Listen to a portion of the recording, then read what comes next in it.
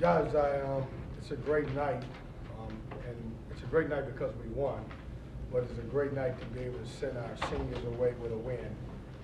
Very proud of those guys. You know, when you think about C.J. Bryce, he's been with me for 5 years, and rarely in college basketball do you have a chance to get a kid to stay away around you 5 years. I don't even know how you did it. You've been around me 5 years anyway. But I'm proud of his journey. You know, he started off at, UNCW with me, and I knew when I signed him he was a high major guy. And then obviously I had the opportunity to take this job here, and when he decided to leave, I knew that I didn't want to play against him, so we got involved with him, and I'm glad he decided to come to NC State, and he's done a great job for us for a couple of years. And then Markel Johnson, obviously everybody knows he's had his ups and downs, but what I will say about him is he didn't take bad advice. A lot of young men, especially some of the guys that we've had here in the program in the past, have decided to jump to the NBA when they wasn't ready. Markel's a guy who took the positive feedback and the negative feedback and decided to come back to NC State, and he'll have 2 years under his belt where he's probably going to lead the league in assists. His game has matured. He's still getting better in areas, but I'm proud of him. And then those 2 fifth-year guys, and Danny and Pat, they could have went anywhere in the country, and they trusted in us as we try to continue to build this program, and that says a lot about those guys. We've had a lot of success with fifth-year guys, and I'm proud of those guys because both of those guys represent our program the right way as a culture, as basketball players, and as students. So that being said, great game. I thought we did a tremendous job tonight. One of my concerns coming into the game was keeping Wake Forest off the free throw line. They're a team that takes 25 free throws a game. And when you look at the stat sheet, we did a great job, only gave them 7 free throws. I thought our guys played well. It was really good to see the ball go in the hole for Braxton Beverly. We needed it. He needed it. I think our team understands what kind of player he can be. Markel Johnson was really good with another double-double, and I thought DJ Funderburg played great for us. So, and then Danny and those guys who came off the bench did a tremendous job for us tonight. So, questions? Kevin, what's the update on Manny Bates? Yes. So Manny has and I don't want to say it the wrong way, he's got a little knee bruise that I wanted him to go through warm-ups today just to kind of see how he felt. And at the end of the day, he probably could have played, but I wanted to hold him out. It was senior night. I knew I was starting Danny. I knew Danny was going to be in the rotation. And so I wanted to be cautious with him because we need him more with the tournament coming up. So he should be fine. Good news is Manny can't hurt Manny in the warm-up. That is a good news. But he actually, Joe, it's the crazy thing is he hurt himself to get hurt. So I don't even think anybody bumped into him. So. You've talked before about Braxton. You say to him, if you can't go today, let me know. Did you ever think these last 2 months we should just sit him down and let him rest and try to, or is it not that type of injury? Yeah, I can't. It's not even that type of injury, Joe. He's just beat up. Like if somebody gave me the power to tell Braxton Beverly to not play basketball for 3 weeks, I would do it. But I know Braxton Beverly.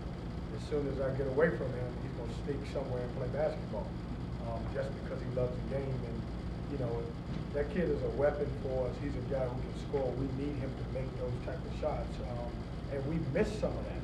But his ability to make shots makes us a better team. And hopefully he can continue that and play well. I've got to do a better job, and I've done a bad job in this area. I need to limit him. I do have control of practice.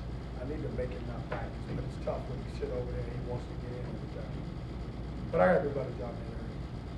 Coach, looking forward towards next week in Greensboro. You've been through this a few times now as far as the ACC tournament goes. How will you approach talking to your guys when there's still a possibility there for the NCAA tournament, but I know that you tell them 1 game at a time. How do you go about trying to balance that, needing a win to maybe get to the postseason, but also just focusing on the ACC tournament? I think we can accomplish both by getting a win, obviously trying to win the ACC tournament, and as you win, I think that improves your resume. And so I think we have a chance. I will never only talk about the NCAA and having that chance because I think it puts too much pressure on it. Our goal is to win every game to have a chance to win the tournament. And so we'll talk about winning the next game, And by doing so, it helps your resume for the NCAA tournament.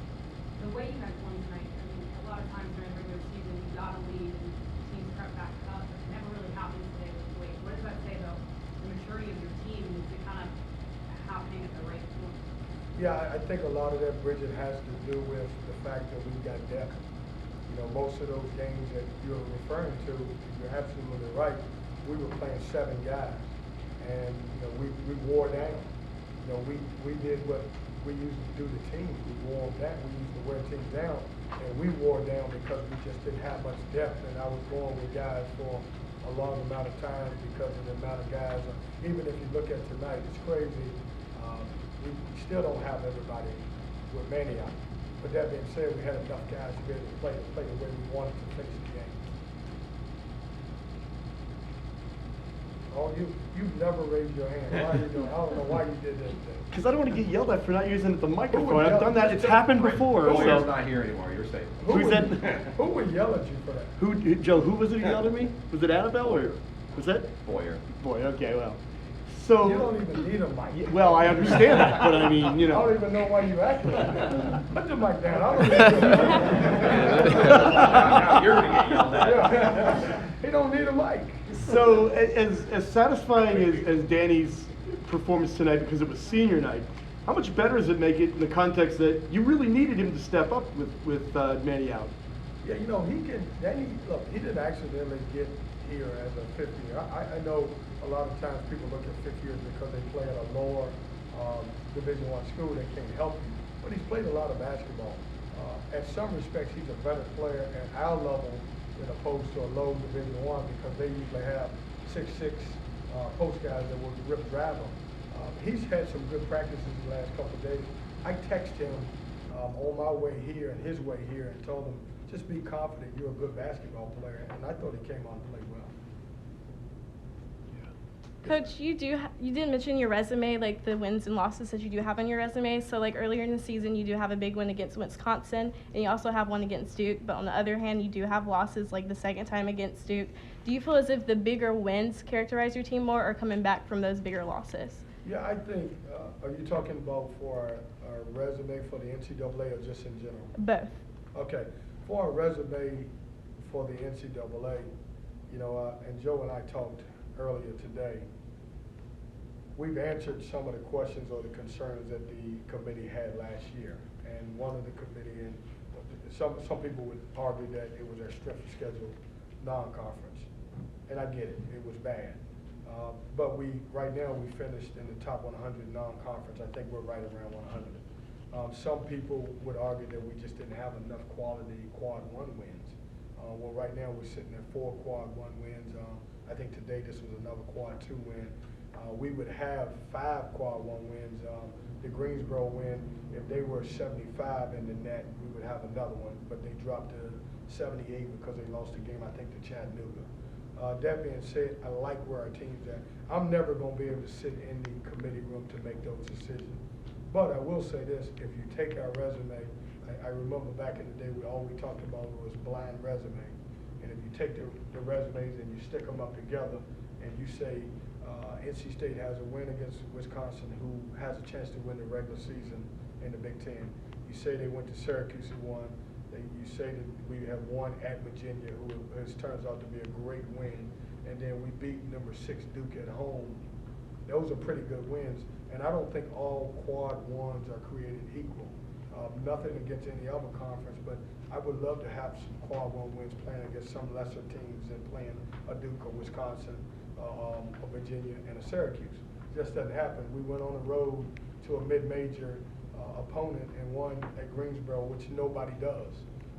Arkansas Little Rock, for you guys that don't know, they won their conference. That turned out to be a good win. So I just gave a great speech about why we should be in the tournament. You know, I hope I answered your question because I got on the soapbox. You know. Oh, you're fine. But I don't know what the net is. I really don't. I did learn one thing. The net is only one tool that they use, and so I hope they go back to the eye test, because if you look at us, the times that we have played, mostly on national television, we look pretty good. Thank you. Thank you. So with the newspaper clippings, whose idea was that to give to the players? What's that? I don't even know what that is. What happened? There's like there was newspaper clippings in their locker room. Oh, that's a fan that gives them to him. A fan gives you? Yeah. Yeah, I don't. I don't think you're about to get somebody in trouble. We don't give them newspaper clippings. No, we don't do that. Coach, it seems like y'all capitalized a lot on the lob pass down low from a high screen. What did you see from Wake Forest scouting them that made you think you could capitalize on that as well as you did tonight? Well, they confuse you with their matchup zone. And so we wanted to get some movement into a ball screen where we could pull their post guy out of the lane. And so what we did was we tried to space them out and have two shooters opposite of the ball handler. And so when we came up and set ball screens, as long as we used it, they typically stayed home at the shooter, so our road guy was always open. And Markel did a great job finding DJ, and also Danny. And those guys finished.